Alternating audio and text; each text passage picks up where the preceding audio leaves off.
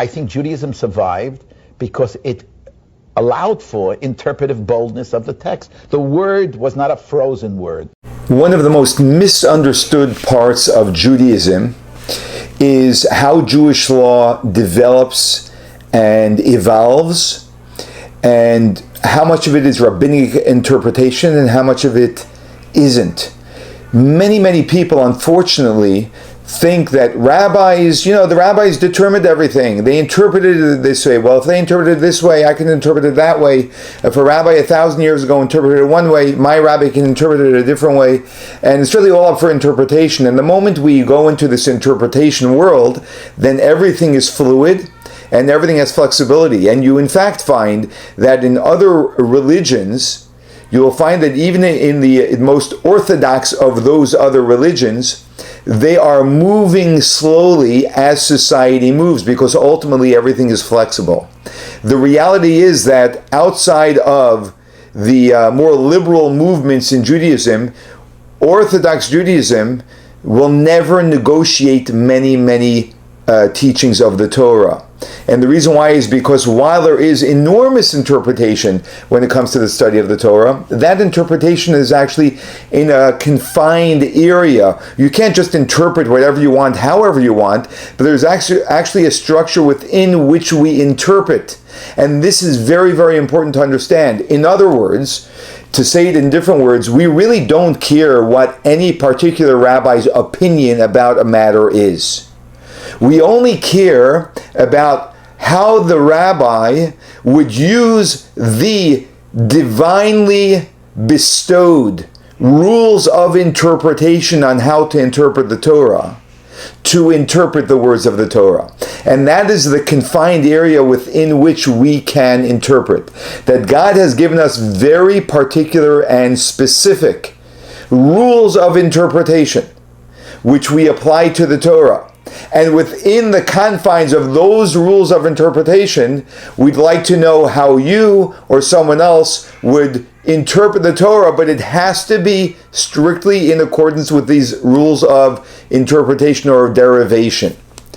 There is another element of rabbinic involvement in the Torah, which is legislated ruling. And that is where the rabbis were endowed with the responsibility to make sure that the rules of the Torah are safeguarded, and sometimes they will legislate laws, which we call them rabbinic law, because they are purely rabbinic, in order to safeguard the observance of biblical law.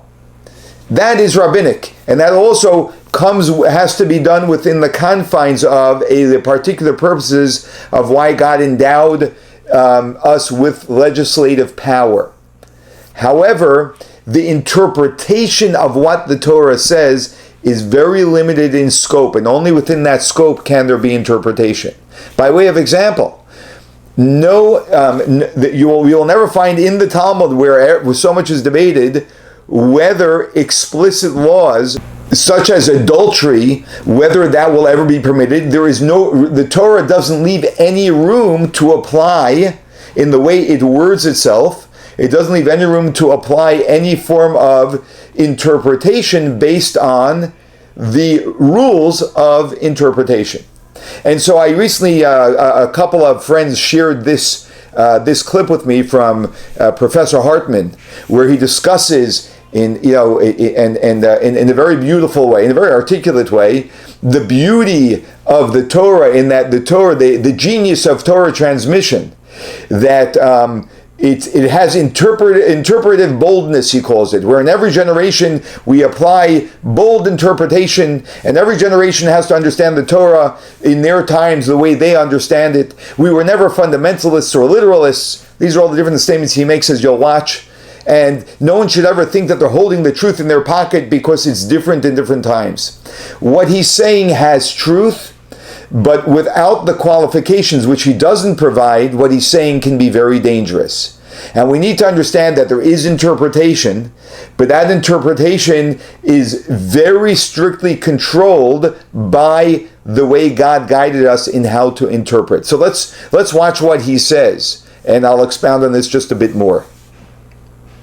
I think Judaism survived because it allowed for interpretive boldness of the text. The word was not a frozen word. It was a word that was heard. And what's beautiful for me as a Jewish philosopher is I see the way Jews heard the word so differently in different generations. Each generation has to receive the Torah in its time. There's the eternal voice that comes out of Sinai, but it's heard very differently in every different generation. And therefore one must renew the interpretive boldness that has always existed in. And we've never been fundamentalists. We've never been literalists. That's the meaning of the Talmudic tradition. Anyone has to read the Bible and look at the rabbis and the Talmud and see what they do with the text. Fundamentalism is grounded in ignorance, in the false need for feeling I got the final word. I don't have to think anymore. I can now go to sleep because the truth is in my pocket.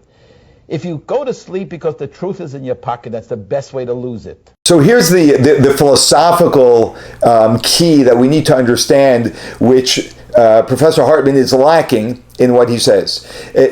Generations can't simply interpret the Torah however they want. You can't just interpret when the Torah says that, when the Torah gives us different types of rules, like the Torah says that one should not ignite a fire on Shabbos, that doesn't change. No interpretation can actually change that. With all different types of reasons. When the Torah tells us to abide by the laws of kosher, that cannot change. The Torah doesn't leave us any room for interpretation into whether certain types of meat are kosher or are not kosher. So we have to be very clear about that. And here's the philosophical idea that must be understood.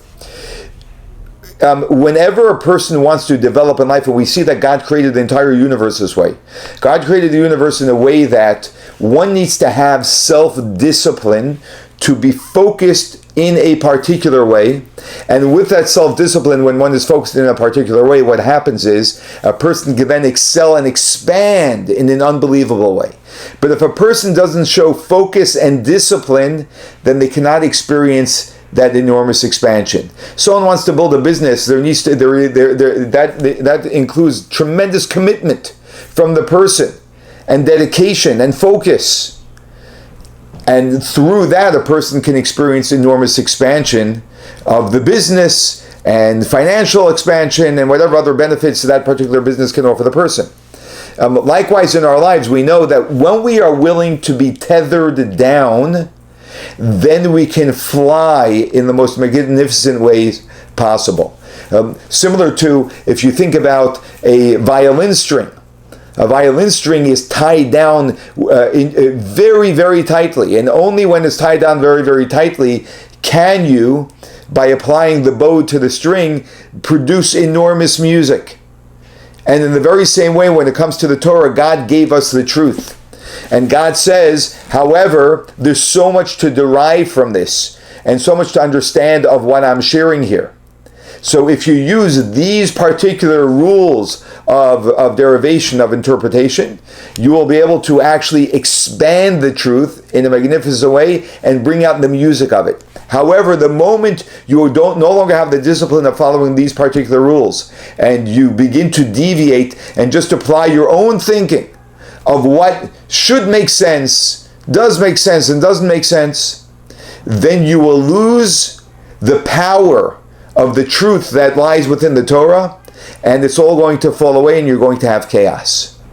And that's exactly what happens. And that's the very reason why we find that groups that do not remain disciplined to the Torah and the rules of deriving or interpreting from the Torah, they end up falling to the wayside and disappearing from the Jewish people over history. This is a historical fact. And this is something we need to always remember. We have to tether ourselves to the guidelines, and then we will discover the expansion of the magnificence that the truth of the Torah has to offer.